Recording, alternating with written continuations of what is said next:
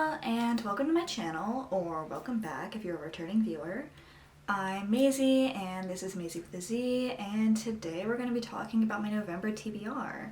So first I'll be talking about 5 books I already know I want to read, and then we're going to be doing a kind of random TBR prompt generator chooses my November reads. So yeah, without further ado, let's go ahead and get into the video. So the first 2 books that I'm definitely going to read this month are 2 books I pre-ordered, and one of them is currently at my house.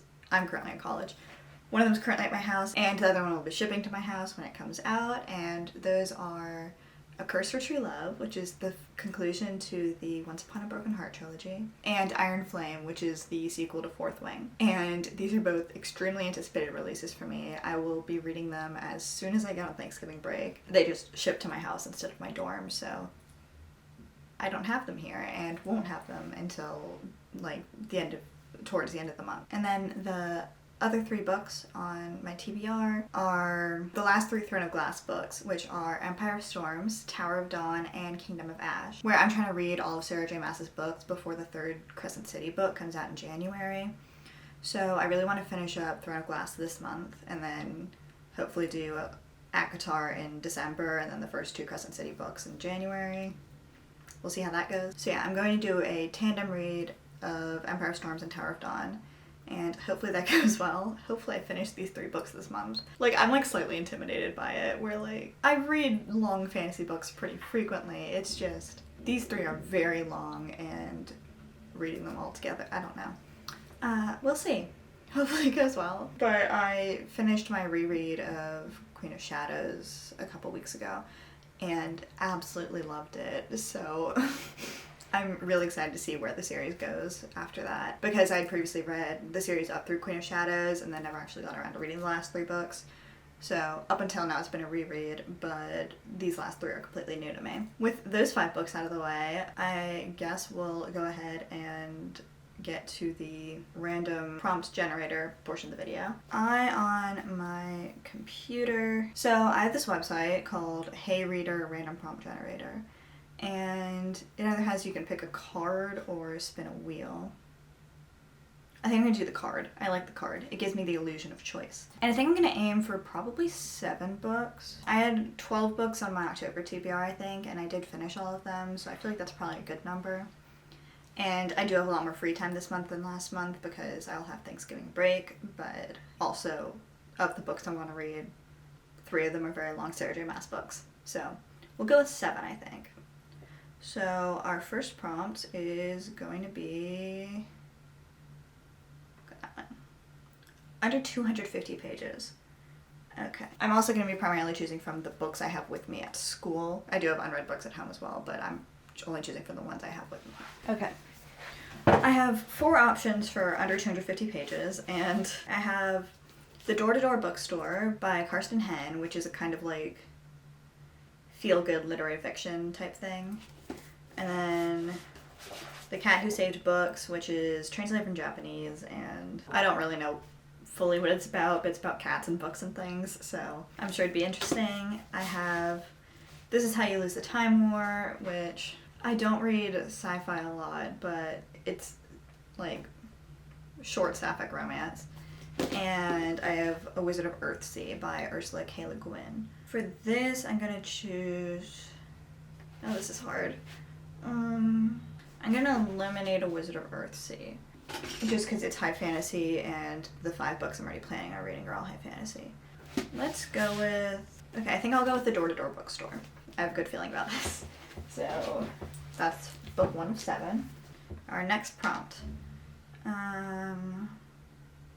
go with the middle one. A book with a map. Okay. I've got a group of options for these. I already eliminated A Day of Fallen Night, Swordcatcher, and the second Mistborn book because page length-wise, they all seemed like time commitments I wasn't prepared to make with the Throne of Glass conclusions this month. So choices, I've got Assassin's Apprentice by Robin Hobb, which has this map. Honestly, I might just choose based on what has the prettiest map. Sophie and the Bone Song has this one. And I'm low-key kind of leaning towards Sophie and the Bone Song because it's standalone YA, which is kind of the mood I'm in right now. A Natural History of Dragons. Violet Made of Thorns is a really beautiful map. We Hunt the Flame, beautiful map. Start of a series, so I'm not sure if I want to do that right now. And then Twin Crowns, which is the start of a duology. I'm going to eliminate Natural History of Dragons and Assassin's Apprentice because I'm feeling a YA one for this prompt. Yeah, we'll do Sophie and the Bone Song.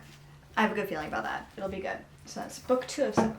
Get another prompt. Let's get the first one. One word title.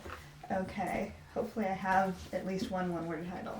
I have 2 choices for one word title, which are Wolf Song by TJ Klune and Bitter Blue by Kristen Cashore. Oh, and Bitter Blue also has a map. I did not see that. Okay. These are both long books. I'm not really in the mood for either of these. This is more romantasy, this is more high fantasy YA, but also, they're both relatively long, and, you know what, we'll do Bitter Blue. Continue the YA fantasy theme from Sophie and the Bone Song. 4th prompt. We'll do the middle one again. An author I've never read. Okay, there's a lot of choices for that. Honestly, most of these authors I've not read, so it's kind of just, what do I feel like reading?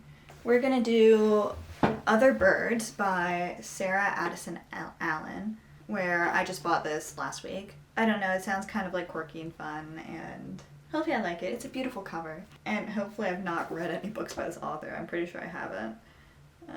Does it have a list of other books? It does have a list of other books, and I've never read any of those, so we'll go with Other Birds for the 4th book. Next up, get another prompt. I don't think we've done the second one yet. Set on a different continent. I'm going to interpret that as being real world continents rather than... I feel like fantasy probably doesn't count for that. Options I have for these. The Wanted Future King is obviously set in the UK. And I do really want to read this soon, but I'm going to wait until next year because I'm currently taking a medieval romance class that we're reading a lot of King Arthur stuff. And so I'm eliminating that. And then we've got Once Upon a River, which is also set in the UK, and this is a strong contender, I think. It's just a little long. It's almost 500 pages, which I think is more than I'm willing to commit to this month.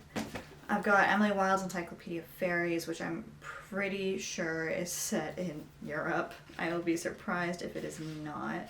Okay, it is. It is set in Europe, so that's a possibility, and I do want to read this soon.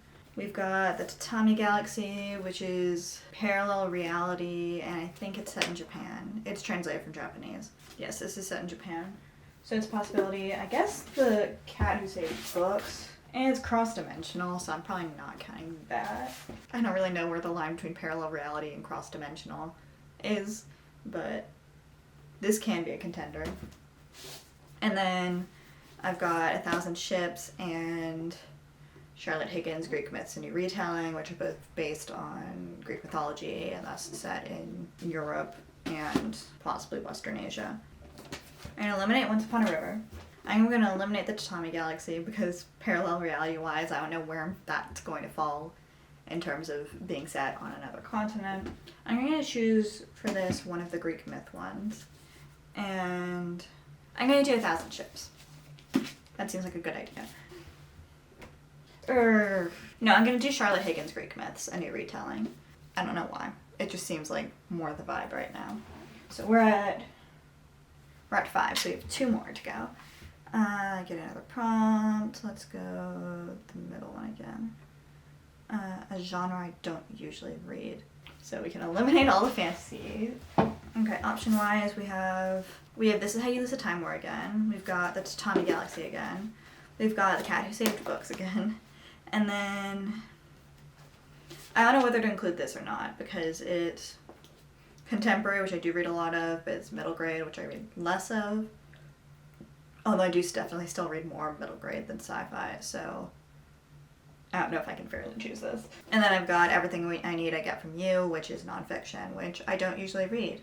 And of these, Honestly, I'm going to choose This Is How You Lose the Time War because it's the shortest one, and that might as well be my criteria.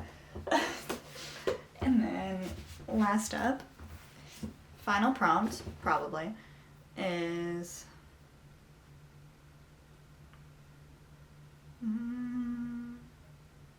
Look at the first one. A book in a series. Okay.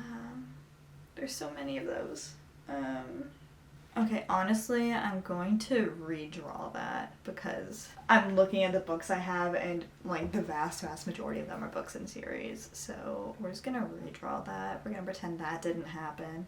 And we'll go with the middle one. Published after 2015. Again, almost all of them are published after 2015. I need something that will help me make a decision. Published in the last year. We can do that. Okay, so I think Emily Wilde's Encyclopedia of Fairies is still fair game.